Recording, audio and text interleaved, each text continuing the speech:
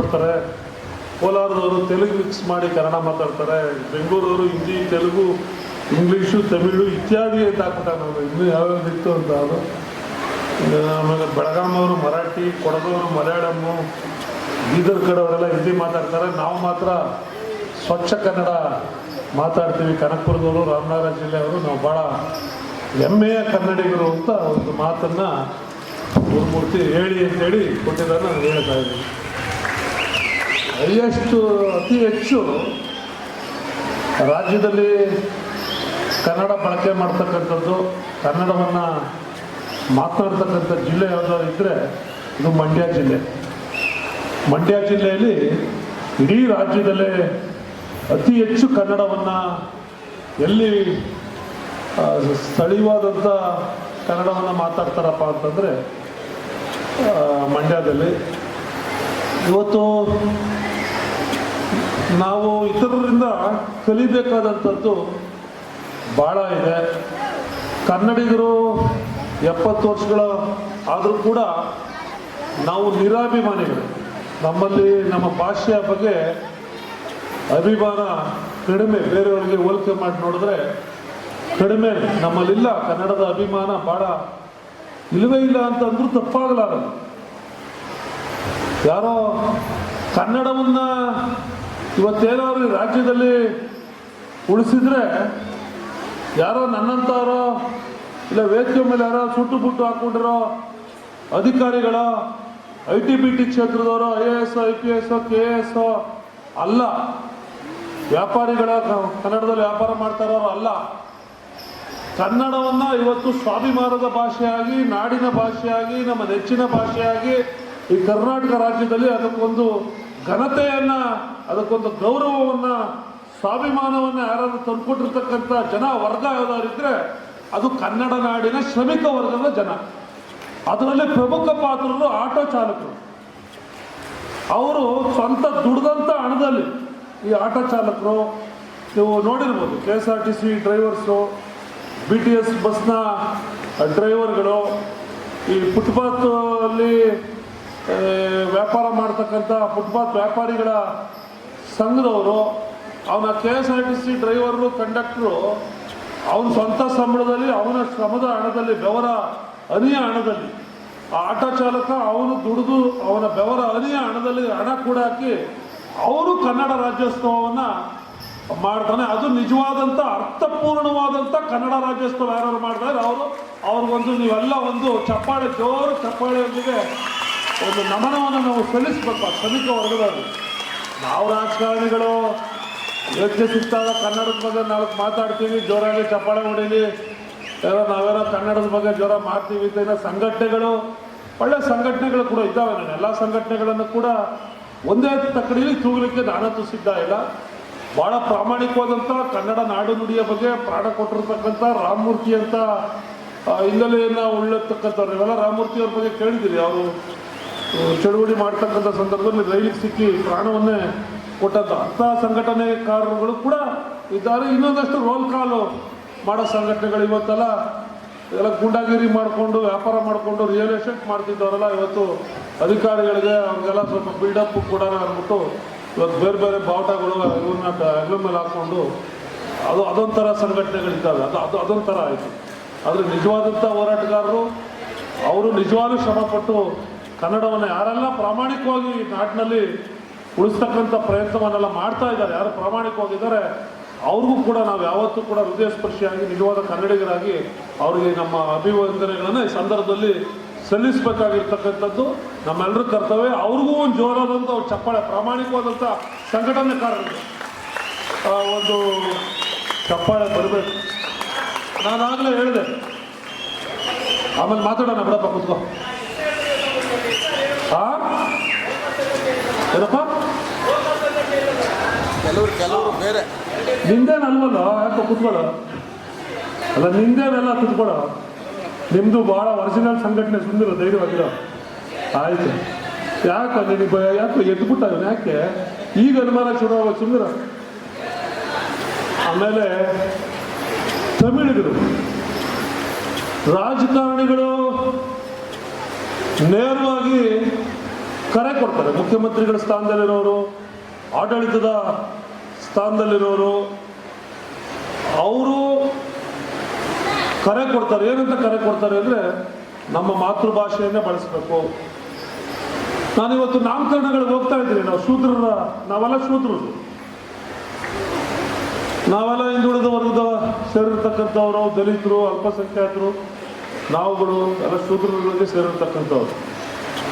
ನಾನು ಬಹುತೇಕ 100% 90% ನಾಮಕರಣಗಳನ್ನು ಹೋಗತಕ್ಕಂಥ ಸಂದರ್ಭದಲ್ಲಿ ನನ್ನ ಸಂಬಂಧದಲ್ಲೂ ಸೇರಿದಾಗ, ನಾವುಗಳು ಸೇರಿದಾಗ ನಾವು ಸಂಸ್ಕೃತದ ಹೆಸರುಗಳನ್ನು ನಮ್ಮ ಮಕ್ಕಳಿಗೆ ಇಡ್ತಕ್ಕಂಥ ಒಂದು ಅಭ್ಯಾಸನ ಬೆಳೆಸ್ಕೊತಾ ಇದ್ದೀವಿ. ಯಾರು ನೋಡಿ, ನೀವೆಲ್ಲರೂ ನೋಡಿ, ಈಗ ಹೊಸದಾಗಿ ಮಕ್ಕಳು ಟೀಚರ್ಸ್ ಭಾಳ ಜನ ಇದ್ದೀರಿ. ಸ್ಕೂಲ್ ರಿಜಿಸ್ಟ್ರಿಗಳಲ್ಲಿ ಮಕ್ಕಳ ಹೆಸರನ್ನ ಯಾವ್ದಾದ್ರು ಮೆನ್ಷನ್ ಮಾಡ್ತಾರೆ, ಎಲ್ಲ ಬಹುತೇಕ 100% ಸಂಸ್ಕೃತದ ಹೆಸರುಗಳು, ಅಪ್ಪಟ ಕನ್ನಡದ ಹೆಸರುಗಳು ಮರೆಯಾಗ್ತಾ ಇದ್ದಾವೆ. ಅದೇ ತಮಿಳಿನಲ್ಲಿ ಆ ಸಂಸ್ಕೃತಿ ಇಲ್ಲ. ನೀವು ನಮ್ಮಲ್ಲಿ IAS ಆಫೀಸರ್ಸ್ ಅವರೇ ನೋಡಿದ್ದೀವಿ, ತಮಿಳು IAS ಆಫೀಸರ್ಸ್ ರಾಜೇಂದ್ರ ಚೋಳನ್ನು, ಮಣಿವಣ್ಣನ್ನು ನಾವನ್ನ ತೊಡಗಿಸ್ಬೇಕು, ಉದ್ಯೋಗಗಳ ಅವಕಾಶ ನಿರ್ಮಾಣ ಆಗಬೇಕು. ಆದರೆ ಕನ್ನಡ ಕಲಿಯಬೇಕಾದಂಥ ಒಂದು ವಾತಾವರಣವನ್ನು ಸೃಷ್ಟಿಸಬೇಕಾದಂಥದ್ದು ಯಾರ ಕರ್ತವ್ಯಪ್ಪ ಅಂತಂದರೆ ಅದು ನಮಗಳ ಕರ್ತವ್ಯ. ಬರೀ ಸರ್ಕಾರದಿಂದ ಮಾತ್ರ ಸಾಧ್ಯ ಅಲ್ಲ. ನಾವು ಅವರು ಇಂಗ್ಲೀಷಲ್ಲಿ ಮಾತಾಡಿದ್ರೋ ಹಿಂದಿಲೇ ಮಾತಾಡಿದ್ರೋ ನಾವು ಕನ್ನಡದಲ್ಲಿ ಮಾತನಾಡಿ ಅವ್ರ ಹತ್ರ ವ್ಯವಹಾರ ಮಾಡ್ತಕ್ಕಂಥದ್ದನ್ನು ನಾವು ಅವ್ರಿಗೆ ಕಲಿಸ್ಕೊಡ್ಬೇಕು. ಇನ್ನೂ ಅವ್ರಿಗೆ ಯಾವ ಮಟ್ಟಕ್ಕೆ ಈಗ ಮುಂದುವರೆದಿದ್ದಾರೆ ಅಂದರೆ, ಅವ್ರಿಗೆ ಯಾವುದೋ ಒಂದು ರಾಜಕೀಯ ಪಕ್ಷ ಈ ಮನುವಾದವನ್ನು ಪ್ರತಿಪಾದಿಸ್ತಕ್ಕಂಥ ಒಂದು ಪಕ್ಷದ ಬೆಂಬಲ ಕೂಡ ಈ ಉತ್ತರ ಭಾರತೀಯರಿಗೆ ಸಿಕ್ಕಿದೆ. ಆ ಸಿಕ್ಕಾದ ಮೇಲೆ ಕಿರಣ್ ಮಜುಮ್ದಾರ್ ಶಾ ಇವರೆಲ್ಲ ಹೆಸರುಗಳೆಲ್ಲ ಕೇಳಿದ್ದೀವಿ. ಬೆಂಗಳೂರಿನಲ್ಲಿ ನಮ್ಮ ನೆಲ, ನಮ್ಮ ಭೂಮಿ, ನಮ್ಮ ರೈತರ ನೆಲ ಅದನ್ನ ಅಕ್ವಿಷನ್ ಮಾಡಿ KDB ಮುಖ್ಯನೇನೋ ಇನ್ನೊಂದು ಮುಖ್ಯನೇನೋ ಅವ್ರಿಗೆ ನಾವು ನಮ್ಮ ಭೂಮಿ ಕೊಟ್ಟಿದ್ದೀವಿ, ನಮ್ಮ ಜಲ ಕೊಟ್ಟಿದ್ದೀವಿ, ನಮ್ಮ ವಿದ್ಯುತ್ ಕೊಟ್ಟಿದ್ದೀವಿ, ನಮ್ಮ ರಕ್ಷಣೆ ಕೊಟ್ಟಿದ್ದೀವಿ, ಅವ್ರಿಗೊಂದು ಪೂರಕವಾದಂಥ ವಾತಾವರಣ ಕೊಟ್ಟಿದ್ದೀವಿ. ಅವರಲ್ಲಿ ಬೆಳೆದು ಕೋಟ್ಯಾಂತರ ರೂಪಾಯಿ ಹಣವನ್ನು ಮಾಡಿ ಅಂತಾರಾಷ್ಟ್ರೀಯ ಮಟ್ಟಕ್ಕೆ ಅವ್ರ ಕಂಪ್ನಿಗಳನ್ನ ತೆಗೆದುಕೊಂಡು ಹೋಗಿ ಕೋಟ್ಯಾಂತರ ಹಣವನ್ನು ಮಾಡಿದ್ದಾರೆ. ಅವರು ಬೆಂಗಳೂರಿನ ಇಮೇಜ್ ಬಗ್ಗೆ, ನಮ್ಮ ಬೆಂಗಳೂರಿನ ಸ್ಥಿತಿಯ ಬಗ್ಗೆ ಮಾಧ್ಯಮಗಳಲ್ಲಿ ಮಾತಾಡ್ತಾರೆ. ಬೆಂಗಳೂರು ಸರಿ ಇಲ್ಲ, ಎಲ್ಲವನ್ನ ಉಂಡು ತಿಂದು ಅವ್ರು ಯಾವುದೋ ಒಂದು ಪಕ್ಷದ ಪ್ರತಿನಿಧಿಗಳಾಗಿ ಆ ಅಯೋಗ್ಯತನವನ್ನು ಧೈರ್ಯವಾಗಿ ಮಾತಾಡ್ತಾರೆ ಮಾಧ್ಯಮಗಳಲ್ಲಿ.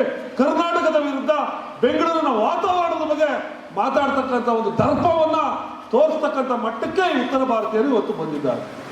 ಅವ್ರಿಗೊಂದು ರಾಜಕೀಯ ಪಕ್ಷ ಬೆಂಬಲ.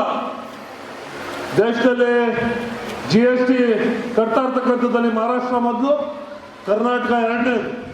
ನಾವು ಕಟ್ತಕ್ಕಂಥ ಹಣಕ್ಕೆ ನಮಗೆ ಬರ್ತಕ್ಕಂಥದ್ದು, ನಮಗೆ 1000 ರೂಪಾಯಿ ಕಟ್ಟಿದ್ರೆ ನಮ್ಗೆ ವಾಪಸ್ ಬರೋದು GST 43 ರೂಪಾಯಿ.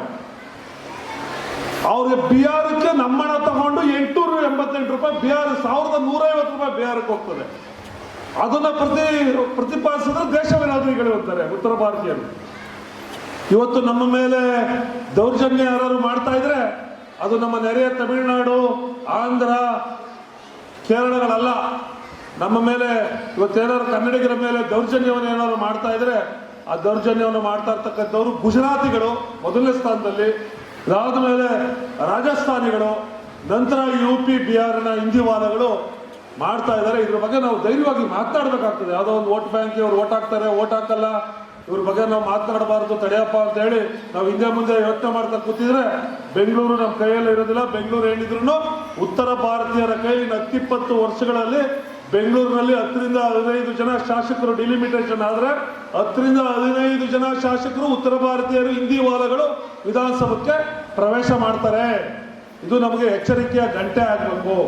ಕನ್ನಡದ ಬಗ್ಗೆ ನಾವು ಅಭಿಮಾನವನ್ನು ಬೆಳೆಸ್ಕೊಳ್ಬೇಕಾದಂಥದ್ದು ತೀವ್ರ ಅತ್ಯಗತ್ಯವಾಗಿರ್ತಕ್ಕಂಥ ಒಂದು ಸಂದರ್ಭ. ಇವತ್ತು ಸರ್ಕಾರ ನೋಡಿದೆ ಮಾಧ್ಯಮದಲ್ಲಿ, ಇನ್ನು ಮುಂದೆ ನಮ್ಮ ರಾಜ್ಯದ ಹೆಮ್ಮೆಯ ಉತ್ಪನ್ನವಾಗಿರ್ತಕ್ಕಂಥ ನಮ್ಮ ರೈತರ ಸಂಸ್ಥೆ ಆಗಿರ್ತಕ್ಕಂಥ ನಂದಿನಿ ಉತ್ಪನ್ನಗಳನ್ನೇ ಸರ್ಕಾರಿ ಕಾರ್ಯಕ್ರಮಗಳಲ್ಲಿ, ಸರ್ಕಾರಿ ವೇದಿಕೆಗಳಲ್ಲಿ ಇನ್ನು ಮುಂದೆ ಉಪಯೋಗ ಮಾಡಬೇಕು ಅಂತೇಳಿ ನಮ್ಮ ನೆಚ್ಚಿನ ರಾಜ್ಯ ಸರ್ಕಾರದ ಮುಖ್ಯಮಂತ್ರಿಗಳಾಗಿರ್ತಕ್ಕಂಥ ಸಿದ್ದರಾಮಯ್ಯನವರು ಆದೇಶ ಮಾಡಿದ್ದಾರೆ. ಅವ್ರಿಗೂ ಒಂದು ಜೋರ ಚಪ್ಪಾಳೆ. ಯಾಕಂತಂದ್ರೆ ನಂದಿನಿ ಅಂದರೆ ನಮ್ಮ ಹೆಮ್ಮೆ, ನಾವು ಕನ್ನಡಿಗರ ಸಂಕೇತ, ನಮ್ಮ ರೈತರ ಸಂಸ್ಥೆ. ಅದು ಉಳಿದ್ರೆ, ಅದು ಬೆಳೆದರೆ ನಾವು ರೈತರು, ನಾವು ಕನ್ನಡಿಗರು ಬೆಳೆದಾಗೆ. ಸಂಪೂರ್ಣವಾಗಿ ಹಾಲು ಹಾಕೋರೆಲ್ಲ ಕನ್ನಡಿಗರೇ, ಸಂಪೂರ್ಣವಾಗಿ ಹಾಲು ಹಾಕಿ ಅದನ್ನು ಬೆಳೆಸ್ತಾ ಇರ್ತಕ್ಕಂಥವರೆಲ್ಲ ಕನ್ನಡಿಗರೇ. ಅದರಿಂದ ಅಂತ ಒಂದು ದಿಟ್ಟವಾದಂಥ ನಿರ್ಣಯ ಕೂಡ ತಗೊಂಡಿದ್ದಾರೆ. ನಮ್ಮಲ್ಲಿ ಒಂದು ಅಭಿಮಾನ ಬರಬೇಕು. ತಮಿಳ್ನಲ್ಲಿ ಇರ್ತಕ್ಕಂಥ ತಮಿಳ್ನವ್ರಿಗೋ ಇನ್ನೊಂದು ಮತ್ತೊಂದು, ಇವತ್ತು ಜಪಾನು ಇಡೀ ಪ್ರಪಂಚದಲ್ಲೇ ಅತ್ಯಂತ ಮುಂದುವರೆದಿರ್ತಕ್ಕಂಥ ರಾಷ್ಟ್ರ, 10 ರಾಷ್ಟ್ರಗಳಲ್ಲಿ ಅದು ಒಂದು. ಜಪಾನು ಬಹಳ ಸಂಕಷ್ಟಗಳನ್ನು ಎದುರಿಸಿ ಇವತ್ತು ನಿಂತಿರ್ತಕ್ಕಂಥ ರಾಷ್ಟ್ರ. ಜಪಾನ್ನಲ್ಲಿ ಯಾರು ಇಂಗ್ಲೀಷೇ ಮಾತಾಡಲ್ಲ. ಜಪಾನ್ನಲ್ಲಿ ಯಾರು ಇಂಗ್ಲೀಷೇ ಮಾತಾಡೋದಿಲ್ಲ. ಅವ್ರು ಇಂಗ್ಲೀಷ್ನ ಮಾತಾಡೋ ಅವಶ್ಯಕತೆನೂ ಅವ್ರಿಗಿಲ್ಲ. ಅವರ ವಸ್ತ್ರ, ಅವ್ರ ಉಡುಗೆ ತೊಡುಗೆ, ಅವರ ಆಹಾರ ಪದ್ಧತಿ, ಅವ್ರು ಯಾವುದನ್ನು ಬಿಟ್ಕೊಡೋದಕ್ಕೆ ತಯಾರಿಲ್ಲ. ಅವರ ಸಾಂಪ್ರದಾಯಿಕವಾಗಿ ಅವರ ಸಂಸ್ಕಾರ ಏನಿದೆಯೋ, ಅವರ ನೆಲ ಜಲ, ಅವರ ಭಾಷೆ, ಅವರ ಸಂಸ್ಕೃತಿಯ ಬಗ್ಗೆ ಅವ್ರಿಗಿರ್ತಕ್ಕಂಥ ಅಭಿಮಾನ ಇವತ್ತು ಇಡೀ ರಾಷ್ಟ್ರದ ಆಟೋಮೊಬೈಲ್ ಇಂಡಸ್ಟ್ರಿ ಇರ್ಬೋದು, ಎಲೆಕ್ಟ್ರಾನಿಕ್ ಇಂಡಸ್ಟ್ರಿ ಇರ್ಬೋದು, ಎಲ್ಲವನ್ನು ಇವತ್ತು ಅಮೆರಿಕನ್ರು ಕೂಡ ಅವ್ರ ಮೇಲೆ ಡಿಪೆಂಡ್ ಆಗಿರ್ತಕ್ಕಂಥದ್ದು ನಾವು ನೋಡ್ತಾ ಇದ್ದೀವಿ. ಆದರೆ ಅವರು ಇಂಗ್ಲೀಷ್ ಅಲ್ಲಿ ಫ್ಯಾಕ್ಟ್ರಿಲಿ ವರ್ಕ್ ಮಾಡ್ತಕ್ಕಂಥ ಒಬ್ಬ ವಿಜ್ಞಾನಿಗೆ ಇಂಗ್ಲೀಷ್ ಬರಬೇಕಾದಂಥ ಅವಶ್ಯಕತೆ ಇಲ್ಲ. ಎಲ್ಲವನ್ನೂ ಜಪಾನ್ ಭಾಷೆಯಲ್ಲೇ ಮಾಡ್ತಾ ಇರ್ತಕ್ಕಂಥದ್ದು. ಅದರಿಂದ ಕನ್ನಡ ಕೂಡ ಒಂದು ಸಮೃದ್ಧವಾಗಿರ್ತಕ್ಕಂಥ ಭಾಷೆ. ನಮ್ಮ ಭಾಷೆಯ ಬಗ್ಗೆ ನಮ್ಗೆ ಅಭಿಮಾನ ಇರಬೇಕು. ಕನ್ನಡದಲ್ಲಿ ಮಾತನಾಡ್ತಕ್ಕಂಥದ್ದೆಲ್ಲ ಬೆಂಗಳೂರಿಗೆ ಹೋದಂಗೆ ಕನ್ನಡದಲ್ಲಿ ಮಾತನಾಡ್ತಕ್ಕಂಥದ್ದು ಅವಮಾನ ಅಲ್ಲ. ವ್ಯಾವಹಾರಿಕ ಭಾಷೆಯಾಗಿ ಇಂಗ್ಲೀಷ್ ಕಲಿಬೇಕು. ನಾವು ಭಾಷೆಗಳ ಬಗ್ಗೆ ಜ್ಞಾನ ಎಷ್ಟು ನಾವು ಬೆಳೆಸ್ಕೋತೀವೋ ಅಷ್ಟು ಉತ್ತಮವೇ. ಆದರೆ ನಮ್ಮ ಬಗ್ಗೆ ನಿರಾಭಿಮಾನ ಬೇಡ. ನಮ್ಮದು ಅತ್ಯಂತ ಶ್ರೀಮಂತವಾದಂಥ ಭಾಷೆ, ಭಾಳ ಸುಂದರವಾದಂಥ ಭಾಷೆ. ಆ ಭಾಷೆಯ ಬಗ್ಗೆ ನಾವು ಹೆಮ್ಮೆಯಿಂದ ಇದು ನಮ್ಮ ಭಾಷೆ ಅಂತಕ್ಕಂಥ ಒಂದು ವಿಚಾರದಲ್ಲಿ ಇತರರಿಗೂ ಕೂಡ ಆ ಭಾಷೆಯನ್ನು ಕಲಿತು ರಾಜ್ಯದಲ್ಲಿ ವ್ಯವಹಾರ ಮಾಡ್ತಕ್ಕಂಥ ಒಂದು ಪರಿಸ್ಥಿತಿಯ ನಿರ್ಮಾಣ ಮಾಡ್ತಕ್ಕಂಥ ಸಂದರ್ಭವನ್ನು ನಾವೆಲ್ಲ ಸೇರಿ ಸೃಷ್ಟಿಸೋಣ. ಮತ್ತೊಮ್ಮೆ ಯಾರೆಲ್ಲ ಕನ್ನಡದ ಪರವಾಗಿ ಯಾರೆಲ್ಲ ಹೋರಾಟ ಮಾಡ್ತಾ ಇದ್ದಾರೋ, ಯಾರೆಲ್ಲ ದುಡಿತಾ ಇದ್ದಾರೋ, ಅವಿರತವಾಗಿ ಶ್ರಮಿಸ್ತಾ ಇದ್ದಾರೋ ಅವರಿಗೆ ಮತ್ತೊಮ್ಮೆ ಅಭಿನಂದನೆಗಳು ಸಲ್ಲಿಸ್ತೀನಿ. ಮಕ್ಕಳುಗಳು ಜಾಸ್ತಿ ಇದ್ದಾರೆ, ಶಾಲಾ ಶಿಕ್ಷಕರು ಜಾಸ್ತಿ ಇದ್ದೀರಿ. ದಯಮಾಡಿ ನಿಮ್ಮಲ್ಲಿ ನಾನು ಮನವಿ ಮಾಡ್ಕೊಳ್ಳೋದು, ಇದು ಇಂಟರ್ನೆಟ್ ಯುಗ, ಓದೋ ಯುಗ ಅಲ್ಲ. ಇವತ್ತು mobile, internet, laptop, video games ಇದು ನಮ್ಮ ಸಂಸ್ಕೃತಿಯನ್ನು, ನಮ್ಮ ಸಂಸ್ಕಾರವನ್ನು ಎಲ್ಲೋ ಒಂದು ಕಡೆ ವಿನಾಶದೆಡೆಗೆ ಎಷ್ಟು ಆಧುನಿಕವಾಗಿ, ಎಷ್ಟು ನಮಗೆ ತಂತ್ರಜ್ಞಾನದಿಂದ ನಮ್ಮ ಬದುಕನ್ನು ಸುಲಭಗೊಳಿಸ್ತಾ ಇದೆಯೋ, ಶ್ರೀಮಂತಗೊಳಿಸ್ತಾ ಇದೆಯೋ, ಅಷ್ಟೇ ನಮ್ಮ ಸಂಸ್ಕೃತಿಯನ್ನು ವಿನಾಶ ಮಾಡ್ತಾ ಇದೆ. ದಯಮಾಡಿ ಮಕ್ಕಳಿಗೆ ಕನ್ನಡ ಪುಸ್ತಕವನ್ನು ಓದೋದನ್ನು ಕಲಿಸಿ. ಕನ್ನಡ ಪುಸ್ತಕವನ್ನು ಯಾವುದೇ ಭಾಷೆ ಆಗಲಿ, ಮೊದಲು ಮಕ್ಕಳಿಗೆ ಓದುವ ಅಭ್ಯಾಸ. ಅವರ 7ನೇ ಕ್ಲಾಸ್ ಮಕ್ಕಳು, ಹೈಸ್ಕೂಲ್ ಮಕ್ಕಳು, ಕಾಲೇಜ್ ಮಕ್ಕಳು ಅವರವರ ಮಟ್ಟಕ್ಕೆ ಯಾವ್ಯಾವ ಪುಸ್ತಕಗಳನ್ನ ನಮ್ಮ ಕನ್ನಡದಲ್ಲಿ ಭಾಳ ಸುಂದರವಾದಂಥ 7 ಜ್ಞಾನಪೀಠ ಪ್ರಶಸ್ತಿ ಪುರಸ್ಕಾರಗಳನ್ನು ಪಡೆದಿರ್ತಕ್ಕಂಥ ಒಂದು ಸಾಹಿತಿಗಳ ಭಂಡಾರವೇ ಇರ್ತಕ್ಕಂಥ ಒಂದು ಸಮೃದ್ಧ ಭಾಷೆ. ನಾನು ಎಲ್ಲರ ಹೆಸರುಗಳನ್ನು ಕೂಡ ತೆಗೆದುಕೊಳ್ಳಕ್ಕೆ ಹೋಗೋದಿಲ್ಲ. ಮಕ್ಕಳಿಗೆ ದಯಮಾಡಿ ನಮ್ಮ ತಹಶೀಲ್ದಾರರ ಇವತ್ತು ನಾಡಹಬ್ಬದ ಸಂದರ್ಭದಲ್ಲಿ ಕನ್ನಡ ಪುಸ್ತಕಗಳನ್ನು ಕೊಡ್ತಾ ಇದ್ದೀರಿ, ಒಳ್ಳೆಯದು ಭಾಳ. ಈ ಮಕ್ಕಳಿಗೆ ನೀವು ಕೊಡ್ತಕ್ಕಂಥ ಸಂದರ್ಭದಲ್ಲಿ ನನ್ನ ಒಂದು ಸಲಹೆ, ಉತ್ತಮ ಲೇಖಕರು ಭಾಳಷ್ಟು ಜನ ಇದ್ದಾರೆ, ಆದರೆ ಮಕ್ಕಳಿಗೆ ಆಸಕ್ತಿ ಬರೋದಕ್ಕೆ ಈ ಪೂರ್ಣಚಂದ್ರ ತೇಜಸ್ವಿರವರ ವಿಸ್ಮಯ ವಿಶ್ವ ಅಂತ ದಯಮಾಡಿ ಶಾಲಾ ಶಿಕ್ಷಕರು ದಯಮಾಡಿ ಅದನ್ನು ನೋಟ್ ಮಾಡಿಕೊಡಿ. ಆ ಮಕ್ಕಳಿಗೆ ವಿಸ್ಮಯ ವಿಶ್ವ ಅಂತೇಳಿ ಸರಣಿಯೇ ಇದೆ. ಪೂರ್ಣಚಂದ್ರ ತೇಜಸ್ವಿ ಕೇವಲ ಕುವೆಂಪುರವರ ಮಗ ಅಂತಕ್ಕಂಥ ವಿಚಾರದಲ್ಲಿ ಅವ್ರ ಹೆಸರನ್ನು ನಾವು ಪ್ರಸ್ತಾಪ ಮಾಡ್ತಕ್ಕಂಥದ್ದಲ್ಲ. ಅವರು ಹುಟ್ಟಿತಲ್ಲೇ ಅವರು ಭಾಳ ಪ್ರತಿಭಾವಂತರು. ಕುವೆಂಪುರವರ ಮಟ್ಟವೇ ಬೇರೆ. ಪೂರ್ಣಚಂದ್ರ ತೇಜಸ್ವಿ ಅತ್ಯಂತ ವಾಸ್ತವವಾದಿಯಾಗಿ ಜೀವನವನ್ನು ಮಾಡಿದಂಥವರು. ಅವರು ಭಾಳ ಚಿಕ್ಕ ವಯಸ್ಸಲ್ಲೇ ಹೋದ್ರು. ಅವ್ರು ಇನ್ನೊಂದಷ್ಟು ವರ್ಷ ಇರಬೇಕಾಗಿತ್ತು. ಇದ್ದರೆ ಕನ್ನಡ ಸಾಹಿತ್ಯ ಲೋಕ, ಕನ್ನಡ ಭಾಷೆಯನ್ನು ಶ್ರೀಮಂತ ಮಾಡಲಿಕ್ಕೆ ಅವ್ರು ಇನ್ನೊಂದಷ್ಟು ಶ್ರಮಿಸಿದ್ರು. ಭಾಳ ಪುಸ್ತಕ ಪ್ರಪಂಚ ಅಂತೇಳಿ ಪುಸ್ತಕ ಪ್ರಕಾಶನ ಅವರ ಪಬ್ಲಿಕೇಶನ್ ಹೆಸರು. ಅವರ ಪುಸ್ತಕಗಳನ್ನು ಬಹುತೇಕ ತಂದಿರ್ತಕ್ಕಂಥದ್ದು, ಮುದ್ರಣ ಮಾಡಿರ್ತಕ್ಕಂಥದ್ದು ಪುಸ್ತಕ ಪ್ರಕಾಶನ ಅಂತೇಳಿ. ಪುಸ್ತಕ ಪ್ರಕಾಶನದ ಅಡಿಯಲ್ಲಿ ಯಾವೆಲ್ಲ ಪುಸ್ತಕಗಳು ಮುದ್ರಣಗೊಂಡಿದೆಯೋ ನಿಜಕ್ಕೂ ಕನ್ನಡ ಸಾಹಿತ್ಯದ ಮೆರುಗನ್ನು ತರ್ತಕ್ಕಂಥದ್ದು. ನಮ್ಮ ಮಕ್ಕಳಲ್ಲಿ ಓದುವ ಅಭ್ಯಾಸವನ್ನು ಬೆಳೆಸಬೇಕು ಅಂತಂದರೆ ಪುಸ್ತಕ ಪ್ರಕಾಶನದ ಪುಸ್ತಕಗಳು, ನಾನೆಲ್ಲ ಬೇರೆ ಪ್ರಕಾಶನಗಳ ಬಗ್ಗೆ ಹೇಳಲಿಕ್ಕೆ ಹೋಗ್ತಲ್ಲ, ಅದು ಕೂಡ ಅರ್ಹತೆಯನ್ನು ಹೊಂದಿರತಕ್ಕಂಥದ್ದು. ವಿಶೇಷವಾಗಿ ಸ್ವಲ್ಪ ಮಕ್ಕಳಲ್ಲಿ ಆಸಕ್ತಿ ಬರಲಿ ಅಂತೇಳಿ ಪೂರ್ಣಚಂದ್ರ ತೇಜಸ್ವಿರವರು ಜಗತ್ತಿನ ಎಲ್ಲ ಅನುವಾದವನ್ನು ಕೂಡ ಮಾಡಿದ್ದಾರೆ. ಜಗತ್ತಿನ ಅತ್ಯುತ್ತಮ ಲೇಖಕರ ಕಥೆ ಕವನಗಳು, ವಿಶೇಷವಾಗಿ ಇತಿಹಾಸವನ್ನು, ಆ ಸಂದರ್ಭದಲ್ಲಿ ಭೌಗೋಳಿಕವಾದಂಥ ವಿಚಾರಗಳನ್ನು ಭಾಳಷ್ಟು ಮತ್ತು ವಿಶ್ವದ ವಿಸ್ಮಯಗಳನ್ನು, ವಿಶ್ವದಲ್ಲಿರ್ತಕ್ಕಂಥ ವಿಸ್ಮಯಗಳನ್ನು ಅವೆಲ್ಲವನ್ನು ಅನುವಾದನ ಮಾಡಿರ್ತಕ್ಕಂಥದ್ದು ಭಾಳ ಮಕ್ಕಳಿಗೆ ಅದು ಒಂದು ಸಲ ನೀವು ರುಚಿ ಹೆಚ್ಚಿಸಿದ್ರೆ ಬಹುತೇಕ ಮಕ್ಕಳು ಅದನ್ನು ಮುಂದುವರಿಸ್ಕೊಂಡು ಹೋಗ್ತಾರೆ. ಅದು ಭಾಳ ಅನುಕೂಲ ಆಗ್ತದೆ. ಏನಾದ್ರು ಮಾಡಿ ಇದೊಂದು ಕನ್ನಡ ರಾಜ್ಯೋತ್ಸವದಿಂದ ಮಕ್ಕಳೆಲ್ಲ ಓದ್ತೀರಾ? ಏನಪ್ಪ ಕನ್ನಡ ಪುಸ್ತಕ ಓದ್ತೀರಾ?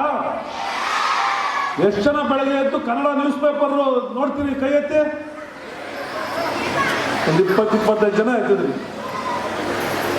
ಮನೆಗೆ ಕನ್ನಡ ನ್ಯೂಸ್ ಪೇಪರ್ ಯಾವುದೇ ಪೇಪರ್ ಇರಲಿ ಪೇಪರ್ ಹಾಕ್ಸ್ಬೇಕು. ದಯಮಾಡಿ ನಿಮ್ಮ ಬಿಡುವಿಲ್ಲದ ವೇಳೆಯಲ್ಲೂ ಕೂಡ ಒಂದು 10-15 ನಿಮಿಷಗಳ ಕಾಲ ನೀವು ಕನ್ನಡ ಪತ್ರಿಕೆಗಳನ್ನು, ದಿನಪತ್ರಿಕೆಗಳನ್ನು ನೀವು ಅವಲೋಕನ ಮಾಡಬೇಕು. ಪುಟಗಳನ್ನು ತಿರುಗಿಸ್ಬೇಕು. ಬರೀ ಅದು ಪಿಕ್ಚರ್ನ ನೋಡ್ಬಿಡಿ, ಚಿಂತೆ ಇಲ್ಲ. ಪಿಕ್ಚರ್ ಬಗ್ಗೆ ಆರ್ಟಿಕಲ್ ಬಂದಿರ್ತದಲ್ಲ ಅದನ್ನಾದ್ರೂ ನೋಡಿ, ಚಿಂತೆ ಇಲ್ಲ. ನೀವು ಓದುವಂಥ ಅಭ್ಯಾಸವನ್ನು, ದಿನಪತ್ರಿಕೆಗಳನ್ನು, ವಾರ್ತಾಪತ್ರಿಕೆಗಳನ್ನು ಬೆಳೆಸ್ಕೊಳ್ಳುವ ಮುಖೇನ ಪ್ರಾರಂಭ ಮಾಡಬೇಕು. ಅದು ನಿಮ್ಮ ಜೀವನವನ್ನು, ಸುಂದರವಾದಂಥ ಜೀವನವನ್ನು ಮತ್ತು ಕನ್ನಡಾಭಿಮಾನಿಯಾದಂಥ ಒಂದು ಜಗತ್ತನ್ನು ಸೃಷ್ಟಿ ಮಾಡಲಿಕ್ಕೆ ಸಹಾಯ ಆಗ್ತದೆ. ದಯಮಾಡಿ ಕನ್ನಡ ಲೇಖಕರ ಪುಸ್ತಕಗಳನ್ನು, ವಾರ್ತಾಪತ್ರಿಕೆಗಳನ್ನು ದಯಮಾಡಿ ನೀವು ಆ ಮೊಬೈಲಲ್ಲಿ ಯಾವುದೋ ಇದನ್ನು ನೋಡೋ ಬದಲು, ಇಂಟರ್ನೆಟ್ಟು, ವಿಡಿಯೋ ಗೇಮ್ಸು ಅದನ್ನು ನೋಡೋ ಬದಲು ಆ ಕನ್ನಡದ ಬಗ್ಗೆ ನೀವು ನಿಜವಾದ ಅಭಿಮಾನ ಇದ್ದರೆ ಅದನ್ನು ನಿಮ್ಮ ಸ್ವಂತ ನೋಡಿ. ಒಬ್ಬ ಮಲಯಾಳಿ, ನಾನು ಉದಾಹರಣೆ ನೀವೆಲ್ಲ ನೋಡಿರ್ತೀರಿ, ಒಬ್ಬ ತಮಿಳ್ ಇರ್ಬೋದು, ಒಬ್ಬ ಮಲಯಾಳಂ, ಒಬ್ಬ ಆಟೋ ಡ್ರೈವರ್ ಇರ್ಬೋದು, ಒಬ್ಬ ಕೂಲಿ ಮಾಡೋನು ಇರ್ಬೋದು. ಮಲಯಾಳಂ ಮನೋರಮ ಇನ್ನೊಂದು ಪತ್ರಿಕೆನ ಕಾಸು ಕೊಟ್ಟು ಅಂಗಡಿ ತಗೊಂಡು ಓದ್ತಾನೆ, ನಾನು ಕೂಲಿ ಮಾಡೋನು. ಆಟೋ ಓಡಿಸೋನ ಹತ್ರ ಆಟೋದಲ್ಲಿ 2-3 ಮಲಯಾಳಂ ಪೇಪರ್ ಇರ್ತದೆ. ತಮಿಳಲ್ಲಿ ನೀವು ಚೆನ್ನೈಗೆ ಹೋದರೆ, ಮಧುರೈಗೆ ಹೋದರೆ ಆಟೋ ಓಡಿಸ್ತಾ ಇದ್ರೆ ಆಟೋ ಡ್ರೈವರು 2 ತಮಿಳು ದಿನತಂತಿನ, ಇನ್ನೊಂದು ಯಾವ್ದಾದ್ರು 2 ಪೇಪರ್ ತಮಿಳು ಪೇಪರ್ ಮಡಗಿರ್ತಾರೆ. ಬೆಳಗ್ಗೆ ಎದ್ದು ಅವ್ನು ಬಿಡುವ ಸಮಯದಲ್ಲಿ ಟೀ ಕುಡ್ಕೊಂಡು ಪೇಪರ್ ಓದ್ತಾ ಇರ್ತಾರೆ, ತಮಿಳ್ ಪೇಪರು, ಮಲಯಾಳಂ ಪೇಪರು. ಆ ಅಭಿಮಾನ ನಮಗೆ ಬರಬೇಕು. ನಾವು ನಮ್ಮ ಪತ್ರಿಕೆಗಳನ್ನು, ದಿನಪತ್ರಿಕೆಗಳನ್ನು, ನಾವು ಕನ್ನಡ ಸಾಹಿತ್ಯವನ್ನು ನಾವು ಉಳಿಸ್ತಿಲ್ಲ ಅಂದರೆ ಅದು ಮರೆಯಾಗ್ಬಿಡ್ತದೆ. ಆ ಒಂದು ವಿಚಾರದಲ್ಲಿ ಇವತ್ತಿಂದ ನಾವು ವೇದಿಕೆ ಮೇಲಿರೋರು, ನೀವುಗಳು ದಯಮಾಡಿ ಕನ್ನಡ ಸಾಹಿತ್ಯವನ್ನು, ಕನ್ನಡ ವಿಚಾರಗಳನ್ನು ಓದುವ ಮುಖೇನ ನಮ್ಮ ಜೀವನದಲ್ಲಿ ಅಳವಡಿಸ್ಕೊಳ್ಬೇಕು ಅಂತೇಳಿ ಒಂದು ಅರ್ಥಪೂರ್ಣವಾದಂಥ ಕನ್ನಡಿಗರಿಗಾಗಿ ನವೆಂಬರ್ 1ನೇ ದಿನದ ಕನ್ನಡಿಗರಾಗಿ ನಾವು ಬದುಕೋದು ಬೇಡ. 365 ದಿನಗಳ ಕೂಡ ನಾವು ಕನ್ನಡಿಗರಾಗಿರಬೇಕು ಅಂದರೆ ಕೆಲವು ಆಸಕ್ತಿಗಳನ್ನು ನಾವು ಬೆಳೆಸ್ಕೋಬೇಕಾಗ್ತದೆ. ಕನ್ನಡಕ್ಕೆ ಪೂರ್ವಕವಾಗಿರ್ತದ್ದು ಆ ವಿಚಾರದಲ್ಲಿ ತಾವೆಲ್ಲ ಮನಸ್ಸನ್ನು ಮಾಡ್ತೀನಿ ಅಂತೇಳಿ ನನ್ನನ್ನು ಕರೆದು ಮಾತಾಡಲಿಕ್ಕೆ ಅವಕಾಶ ಮಾಡಿಕೊಟ್ಟಂಥ ಎಲ್ರಿಗೂ ಒಂದ್ಸರಿ ನಾನು ಮಾತು ಮುಗಿಸ್ತಾ ಇದ್ದೀನಿ. ಜೈ ಹಿಂದ್, ಜೈ ಕನ್ನಡ.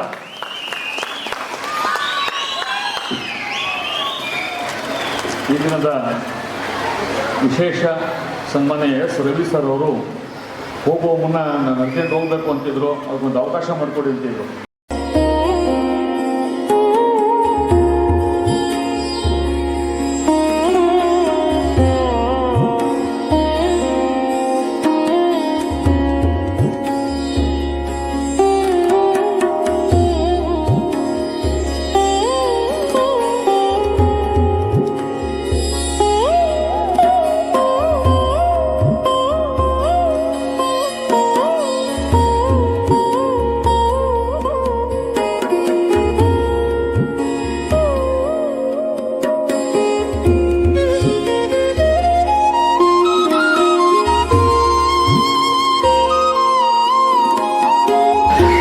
ಕನ್ನಡದಲ್ಲಿ ನಮಗೆ ಬುಕ್ಕರ್ ಪ್ರಶಸ್ತಿಯನ್ನು ಗಳಿಸ್ಕೊಟ್ಟಂಥ ಬಾನು ಮುಸ್ತಾಕ್ ಅವ್ರನ್ನ ದಸರಾಗೆ ಆಯ್ಕೆ ಮಾಡಿದಾಗ ಟೀಕೆ ಮಾಡ್ತಕ್ಕಂಥದ್ದು ಒಂದು ರಾಜಕೀಯ ಕಾರಣಕ್ಕಾಗಿ ಮತ ಬ್ಯಾಂಕ್ ನಿರ್ಮಾಣ ಮಾಡ್ಕೊಳ್ಳೋದಕ್ಕೆ ಕೆಲವರು ಕಾಯಿಲೆ ಇದೆ.